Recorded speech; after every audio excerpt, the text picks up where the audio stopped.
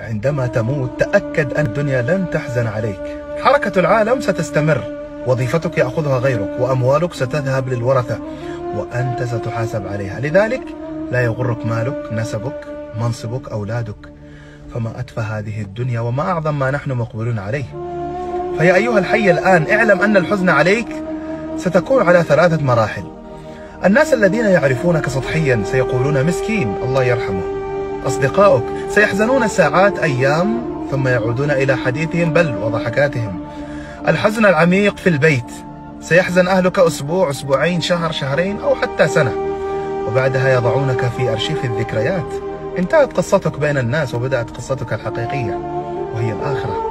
لقد زال عنك الجمال، المال، الصحة، الولد، فارقتك الدور والقصور والزوج، ولم يبق معك إلا عملك. والسؤال هنا: ماذا أعددت لقبرك وآخرتك من الآن؟ هذه حقيقة تحتاج إلى تأمل، لذلك احرص على الفرائض، النوافل، صدقة السر، عمل صالح، صلاة الليل، حسن الخلق، لعلك تنجو. وذكر فإن الذكرى تنفع المؤمنين. تأكد عند موتك الدنيا لن تحزن عليك. السلام عليكم.